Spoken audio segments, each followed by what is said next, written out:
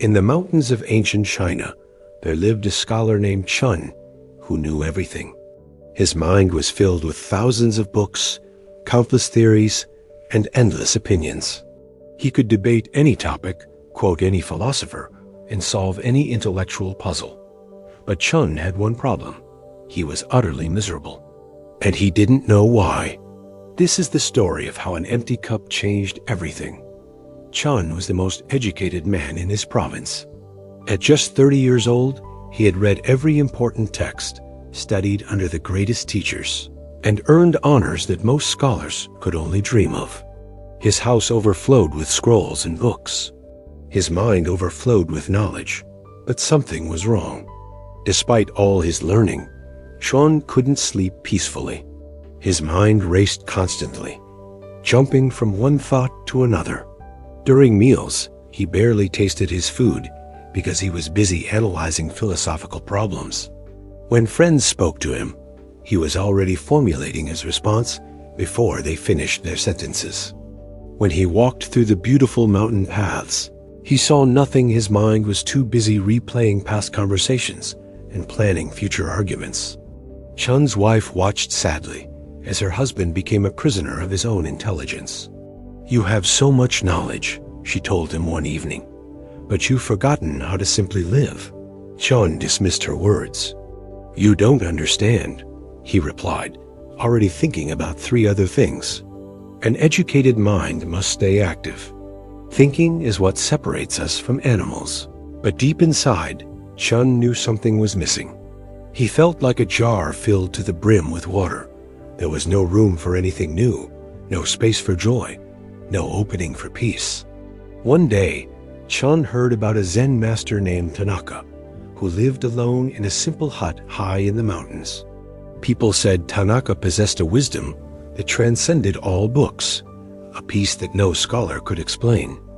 Chen's pride was wounded. How could an old hermit know something he didn't? He decided to visit this master and prove that his education was superior to any mystical nonsense. After a difficult climb, Chen arrived at Tanaka's humble dwelling. The old master was sitting peacefully, watching the clouds drift by, a gentle smile on his weathered face. "Master Tanaka," Chen announced, barely catching his breath, "I have come to learn from you. But I must tell you, I have already studied with the greatest minds. I have read Confucius, Laozi, and Buddha. I understand philosophy, logic, and ethics. I come not as an ignorant student, but as a fellow intellectual seeking to expand my already considerable knowledge." Tanaka said nothing. He simply gestured for Chen to sit and began preparing tea. As the master poured, Chen continued talking, listing his achievements, his studies, his insights. He talked about the books he'd read, the debates he'd won, the theories he'd developed. Words poured from him like a rushing river. Tanaka picked up Chen's cup and began pouring tea into it. The cup filled quickly, but Tanaka kept pouring. Tea spilled over the edges, onto the table, and began dripping onto the floor. "Stop! Stop!" Chen shouted, jumping back. "Can't you see the cup is full? No more will go in." Tanaka finally stopped pouring and looked directly into Chen's eyes. "Like this cup," he said softly. "You are full of your own opinions, knowledge, and ideas. How can I teach you anything when there is no room left in your mind to receive it?" Chen opened his mouth to argue, then closed it. For the first time in years, he had no response. "You came here seeking more knowledge," Tanaka continued, cleaning up the spilled tea with calm movements. "But what you need is not more, you need less. Your mind is like a closet stuffed with clothes you never wear. It's time to empty it. But if I empty my mind, won't I lose everything I've learned?" Chen asked, genuinely confused. "Tell me, Chen," Tanaka replied. "When your stomach is full, can you enjoy a delicious meal?" "No," Chen admitted. "When a jar is filled with old water, can you fill it with fresh spring water?" "No." "When your hands are gripping yesterday's burdens, can you catch tomorrow's blessings?" "No," Chen whispered. Then why do you cling so tightly to every thought, every worry, every piece of information? An empty mind is not an ignorant mind, it is a receptive mind. It is a mind that can see clearly because it is not clouded with noise. Tanaka invited Chen to stay and learn, but the lessons were unlike anything Chen had experienced. There were no books, no lectures, no debates. Instead, Tanaka taught Chen to sit in silence, to breathe without thinking, to eat a meal without analyzing it, to walk without planning, to simply be without becoming. The first day, Chen's mind screamed in protest. Thousands of thoughts attacked him, problems to solve, arguments to win, memories to replay. His body fidgeted, his eyes darted around. He felt like he was wasting precious time, but Tanaka just smiled. Your mind is like a muddy pond that has been stirred for years. Now you must let it settle. Don't fight the thoughts, just let them pass like clouds in the sky. Don't hold on to them. Days turned into weeks. Slowly, something began to shift inside Chen. The constant mental chatter started to quiet. The urgency to always be thinking began to fade. And in that growing silence, something miraculous happened. Chen started to actually see the world around him. He noticed the way morning light touched the mountain peaks. He heard birds singing songs he'd walked past 1,000 times, but never truly heard. He tasted his tea, really tasted it, and was amazed by its subtle flavors.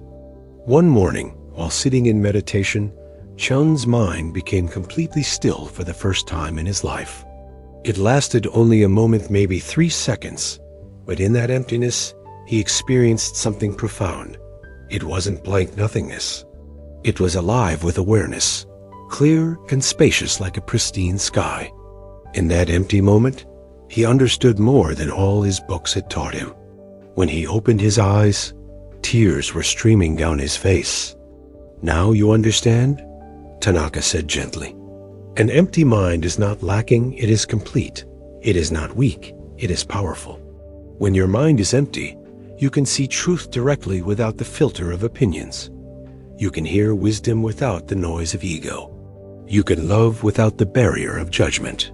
You can live without the weight of unnecessary thoughts. Chen stayed with Tanaka for 3 more months. He learned that emptying his mind didn't mean forgetting what he knew. It meant holding his knowledge lightly, not letting it define him or limit him. It meant creating space between thoughts where real wisdom could emerge. When Chen finally returned home, his wife barely recognized him. His eyes were clear and present.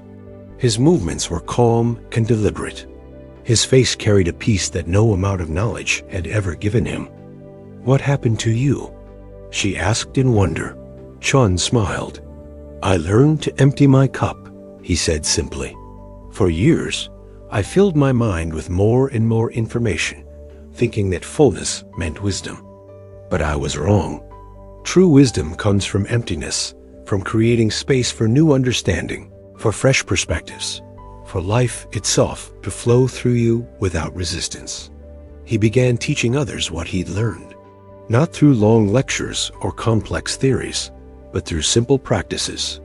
He taught people to sit quietly for just 5 minutes each day, to eat one meal in complete silence, really tasting each bite, to take a walk without headphones, without phone, without planning, just walking and noticing.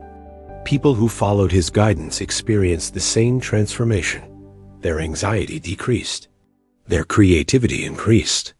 Their relationships improved because they could finally listen without their minds already formulating responses. They solved problems more easily because solutions appeared in the space between thoughts. Chen lived to an old age, and people came from distant lands to learn from the scholar who had discovered the power of emptiness. When asked about his greatest achievement, he never mentioned his education or his honors. My greatest achievement, he would say, was learning to empty my mind so that life could fill it with wonder.